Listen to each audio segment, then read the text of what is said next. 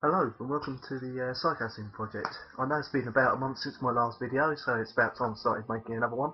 And today we'll be reviewing a release that was only come out this week, which is Assassin's Creed Revelations. Now this is the fourth game in the story of Desmond Miles, the main character. And if you've been watching them, you know it all centres around basically Desmond Miles' bloodline is that of a family of assassins that have all something to do with what is an ultimate weapon that is known as the Piece of Eden. Now, they're all trying to find it and protect it from the evil Templars, which are like organised religion kind of thing. And obviously, the gameplay is pretty much the same as the previous Assassin's Creed, with a few additions. But first of all, I got the collector's edition, so I'll show you what happens there. First of all, you get the rather funky box, and to open it, you push that, and there we go. I'll show you that again. So, see the little Assassin's Creed sort of symbol there, and yep, just push it up, and inside, you get obviously the game. You also get a animated movie which is to do with the last days of Ezio Auditore,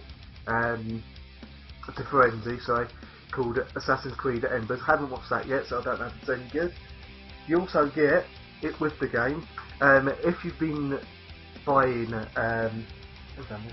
buying Ubisoft games for the last couple of years, you've noticed they started up this Uplay service where as you play through the games, you earn points and all that. You can go to the Uplay menu through the actual games, go to the dedicated sites to each game that do this, and spend your points on wallpaper, extras for multiplayer, extras for single player, and stuff like that. Now they have this, which is another way to join the Uplay service. Well, if you have already, you can enter this code through it, which also allows you to play the multiplayer, so it's kind of like the Project $10 that EA have been doing. There is actually a bonus for doing it apart from multiplayer this time. You get a exclusive multiplayer character that you can only get through this. I don't know if they're going to release it as downloadable content, which is the Sentinel. I'll get onto the multiplayer later. Also, you get, as part of the special edition, collector's edition, you get the additional in-game content, which is another 2 characters for the multiplayer, which is a Crusader and the Ottoman Jester. Don't know if you can see that too well. You also get a exclusive mission in the single player, which is Vlad being paid with prison, which I'll play through. In fact, I've completed the game. I'll get onto that as well. I'll play through it, and yeah, that's quite fun. I mean, it's very much like the tombs in Brotherhood and Assassin's Creed 2, where you have to find the various pieces in that. Or in this one, you go through a few tombs and buildings trying to find the keys that are the main plot device in this. I'll get onto that in a moment. You also, as seems to be pretty much the case with everything that comes out now, well, if you get the collector's edition, you get the art book. There we go, Assassin's Creed Revelations art book. As you can see, it's got all the locations for all the art and a bit of writing from the people who've done it, with the multiplayer and single player characters. So yeah, that's what you get in the collector's edition. Now, when I bought this, I was very lucky. I actually got told this was meant to be an online only exclusive deal, but they decided to start selling it in some select shops. So I managed to get it. It cost me about £60, or which is about roughly about $110 if you're American. Anyway, on to the game. Now, the big question that some of you are probably wondering is, does this end it? Well, first let's get into the story. Basically, this game, it chronicles the evolution of Desmond as a character in the games, because they've slowly been using him more and more in the games as time has gone on, but he's never really been a central character. Where this leads on is straight on from the end of Brotherhood. Now, I'm going to say this now, this is a spoiler if you have not finished Brotherhood.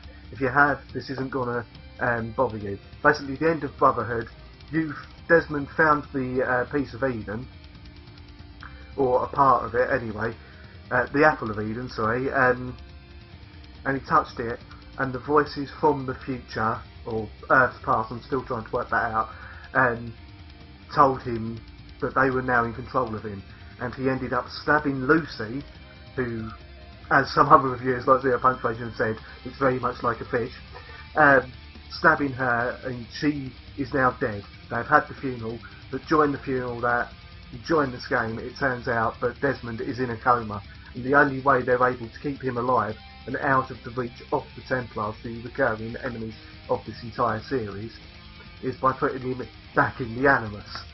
So you're in the mind now, trying to reconstruct your way back to the future and find out more about the past of the Apple of Eden and the actual location of the last piece of the Apple of Eden, or the Piece of Eden as it's called, so that you can find it before the Templars do.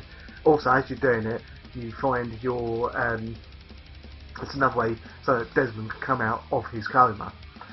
So you start in Desmond's mind, basically, as projected by the Animus, and you get to meet a character who was first mentioned in Assassin's Creed 2, when you had to solve his puzzles and that to get pieces of the video that, even when you complete it, didn't overly make that much sense, and still doesn't, but you actually get to meet Subject 16, who is very central to part of the plot of Assassin's Creed 2, and Son of Brotherhood, there's another subject.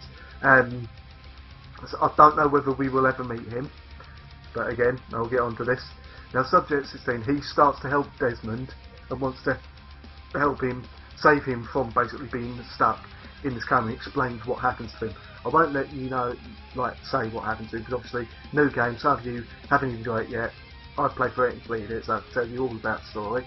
And the story in this is, as you're going through, you will find the collectible object in this is the data fragments. Now, when you find a certain number of these, you can go back to what's called the Animus Island, which is outside the memories of Desmond's bloodline, and you can go into these tall sort of monoliths, and in there you go into a first-person view, solving a few puzzles there, to basically get the past and flesh out Desmond as a character, so you get to know all about his past, because it's never really been mentioned that much. All we ever knew was he was born into this life as an assassin, and he escaped. Now you get more of that fleshed out in the story if you find the data fragments. There's 100 data fragments to collect, a bit like the 100 flags. Story opens with basically Ezio Auditore di Firenze, your main character, the person you'll be playing as the most in this game. He comes back, but this time he's a lot older, a lot wiser, and he goes to basically Jerusalem, the setting of the very first Assassin's Creed game where you played as Altair, to track Altair's movements and find what he hopes to be the Apple of Eden, so that he can look after it and make sure the Templars never find it. When he gets there, he finds the Templars have already found the location, and it's the basically the old. You get to see the old assassins sort of den, as it were, that was where Altair battled his master at the end of Assassin's Creed 1. And in there was a place you could never go in Assassin's Creed 1, which is the library. Now, the library is locked with a massive wall, and there's the need for 6 spherical hexagonal keys, and that's what the whole story in this game is. You are on a search to find the 6 keys you need to open that door before the Templars find them. The Templars have already found one, so you need to get that back, and you need to find the other 5. Now, all this goes along around the locations from the first game, and thankfully it's mainly based in one location. To be honest with you, you don't have to do that boring horse trekking that was in the first game, which got really annoying and slowed the pace of the game down. Also, as you're playing through, you get to find out exactly what happened to Altair, the Apple of Eden itself, and what happened to his. You find out Altair had a pair of sons and has a wife. You find out what happened to them as well, and what happened to the final days of Altair. Also, the upgrades to this game, the Brotherhood thing, where you sent out your sort of assassins and trained them up. this now has a purpose. There is an achievement to it. I think you can unlock something if you manage to take over the whole of Jerusalem and all of that, and the other locations in this game. Also, you'll also find that you have the dens back, the enemy dens from Brotherhood are back. You take over them by finding the leader, killing him, and then burning the tower in them, just to let them know that this is now under assassin's control. And when you do that, you get the assassin's dens, where you can go, instead of having to go back to the main one, you now have them all over the city, so you can go there and send out your orders for your found assassins that you have recruited.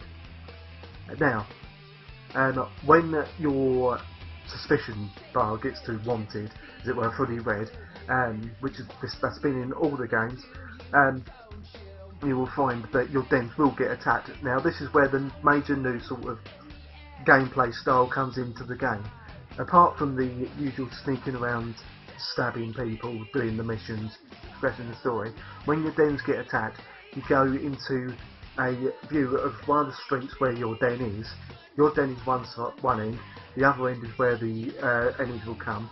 You've got all these roofs, and you can place leaders on the roofs. It's basically a tower defence game. You've got to defeat wave after wave of enemies by putting up barriers and having archers, gunners, air assassins on the roofs to shoot them down to make sure they do not reach it to your base.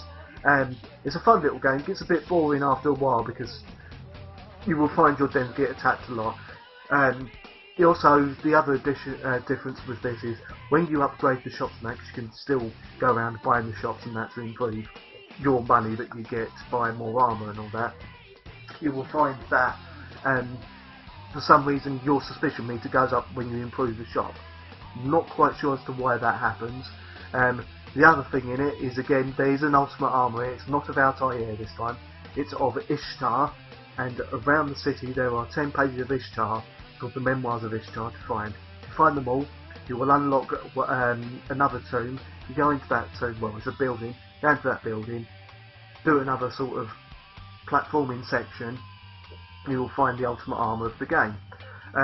Also, when you complete the game, it would appear that you get, basically, you can actually put yourself as Desmond instead of the Ezio Auditore di Firenze avatar that you play as for the entire game. Now, I'm not going to spoil anything by telling you what happens at the end, but this does end the story of Ezio Auditore di Firenze and the story of Altair. I do not think you will see either in any more Assassin's Creed games. Ezio, we all love him as a character, but I think even Ubisoft have found that now he was starting to get a bit tired and overused, what with Brotherhood as well. So they end his story. I'm not going to say how, and there's probably people who are thinking they know how because of why I'm not within it. You're wrong. It's not that way. But it ends their story, and the thing it doesn't do is it doesn't completely end the whole story. Now, I thought this would be the end of the entire Assassin's Creed, not franchise as such, but the whole of the Assassin's Creed Desmond Miles story. It doesn't. There is going to be another one, as left with another cliffhanger opening. So all in all, not much has changed. I mean, they've changed some of the controls, which takes a bit of getting used to. Now, when you go up to the viewpoint, instead of having to press Y to do your eagle vision or to do the synchronisation, you've now got to click the left stick.